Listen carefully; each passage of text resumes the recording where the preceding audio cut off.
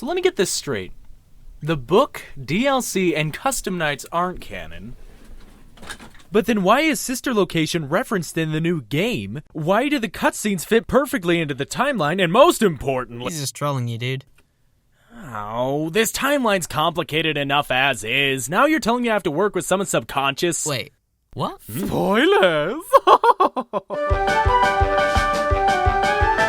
Hello interwebs, I'm Eric, and welcome to TheLooneyTurtle. Are we going to address the... So over the past little while, I've been trying to figure out the Fnaf timeline. With so many entries in the series, it's become a bit hard to figure out. Especially when my viewers keep telling me that I was wrong about the Fnaf 1 restaurant being the Fnaf 4 pizzeria's sister location, despite the fact that one of the first teasers say, there was never just one. But I've trudged through all these games in order to create as complete a timeline as I possibly can. Hey, this is a collab, you know? Right, well, I guess he helped too.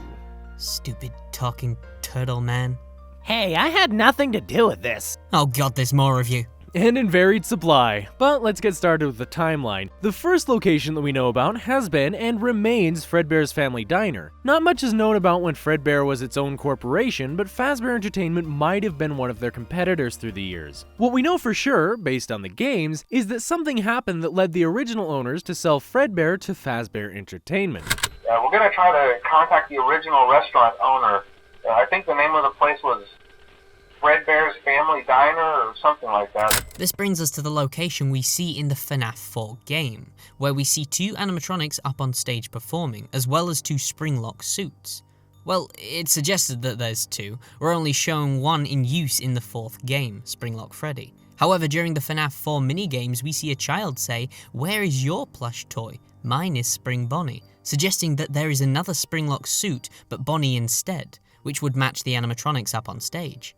Another location that we know about that had two animatronics is the one mentioned in the Fnaf 3 tapes. Right now we have two specially designed suits that double as both animatronic and suit. Seeing how these are the only two locations that we know about with two Springlock themed suits, it's probably safe to assume that these are the same location. The same might be said about the Golden Freddy and Bonnie we see in the Fnaf 3 minigames, but seeing how one of them is Shadow Bonnie, I think that it might not be the case. But wait, aren't Springlock and Shadow Bonnie the same thing? Probably not. The silhouette of Spring Bonnie that we see in Fnaf 2, 3, and Fnaf World?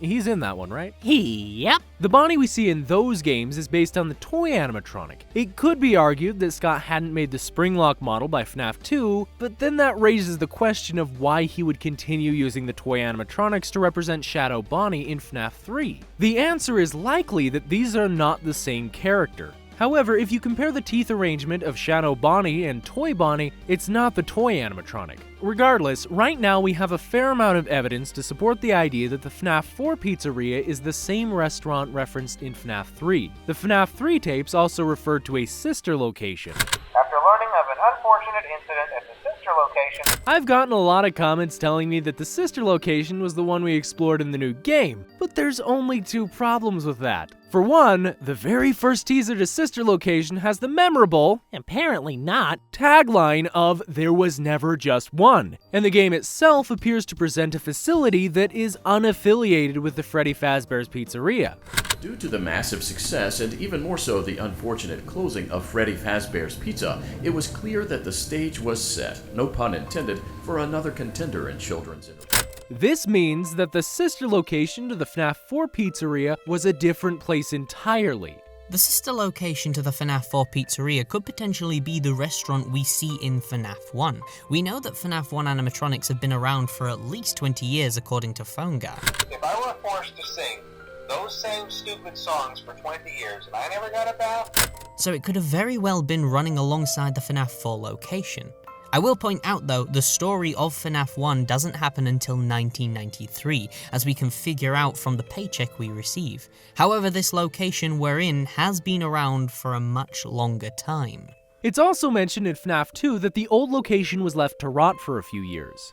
that old restaurant was kind of left to rot for quite a while. That means that this location was closed sometime between 1973, when the animatronics were introduced, and 1987, when Fnaf 2 takes place. This location might have been closed due to the Give Cake to the Children minigame, where a Freddy animatronic with two buttons is seen giving cake to the children. I believe that Freddy was possessed after this minigame because in the Fnaf 3 minigames, you'll notice that the only animatronic roaming around is Freddy. But wait, then why do we see Freddy become possessed again in the Give Gifts, Give Life minigames? What we actually saw in that minigame is a kid getting stuffed into the animatronic. Whether or not the child possessed it can't be said for sure. However, a possible explanation is that we never see the FNAF 1 characters in FNAF 2. Oh, so when Freddy's reaching out to me, he's never actually there. The spring-lock suits, Barry. The spring-lock suits. What about them? The leap from FNAF 2 to FNAF 1 shows a pretty drastic difference between the animatronics. Freddy's head is a completely different shape, and he has buttons that are comparable to the Give Cake minigame. And Chica? What did they do to you? Her head turns from a big oval to a real-life version of Nightmare Chica. I understand giving the animatronics upgrades, but this is a little excessive. What I think happened is that these animatronics weren't the main animatronics. Instead, they're the springlock suits from the FNAF 1 location, while the roaming variations are left in the rotting location. With the springlock suits being open enough to fit a person inside, I'd say that'd be the perfect suit to be retrofitting with new parts, don't you think? Sure, maybe those were the animatronics the kid was dealing with in 1983. But getting back to the timeline, the second location opens in 1987, around the summertime. We know this because of what Phone Guy stated in the tapes. Hello and welcome to your new summer job at the new and improved Freddy Fazbear's Pizza. Given how the paycheck we receive at the end tells us it's November, and from looking it up, there's nowhere in the world that has summer taking place in November. So this gives us the impression that the location itself opened during summertime 1987, but the game actually takes place on November. The tapes must have been pre-recorded from night 1 to night 5, but night 6, which is a bonus night however, actually takes place during the summer of 1987, a few weeks after the location opened. We can come to this possible conclusion by the fact that we're playing as a different character on that night, and the recording from Phone Guy is certainly not a pre-recorded message, as he calls up asking why are we still at the restaurant as it closed after an incident. We also know it was closed between the summer and the time we appear at the start of the game because of the newspaper clippings telling us that it opened for only a short few weeks before closure. This could have been down to the 5 children going missing, which fits in with Phone Guy's message in night 6. After this, the FNAF 2 animatronics are scrapped, and Fazbear Entertainment claims that they will reopen again at a smaller location with a smaller budget. We move on to 1993, where Phone Guy eventually dies on the 4th night. No biggie. Mike Schmidt stays for another night before eventually getting fired for tampering with the animatronics and bad odor. After this, Freddy Fazbear closes its doors, but we're not given a confirmed date when this happened. Sometime after that, the FNAF 3 minigame takes place where we see Purple Guy being chased by the spirits of the murdered children into the Springtrap suit, where it locks and kills him. We have recently discovered that Purple Guy is a man named Michael from one of the nights in the DLC ending cutscenes we see in Sister Location game. Father, it's me, Michael.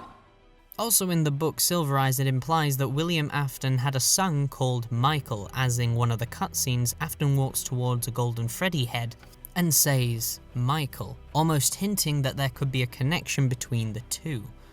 And in the final cutscene, he actually says he did all this for his father. Although the story in the book itself we don't believe is canon to the actual games. It may have just been there to establish the characters and their relationships with each other, rather than adding another story in this insanely complicated timeline. This brings us to our next location, Fazbear Frights, a horror attraction based on the horrible events that occurred from the old pizzerias. It opened a whole 30 years after the final restaurant's closure. The place was basically trying to find as many things from the old pizzerias as possible to display in this horror attraction before eventually finding Springtrap. After a short few weeks of business, Fazbear Frights burns down while Springtrap survives and tries to find his father. So there we go, a complete timeline. Nothing missing? Cool, now let's just... Hold on a second. What about the sister location? No! Wait, who are you? Now I have some work to do.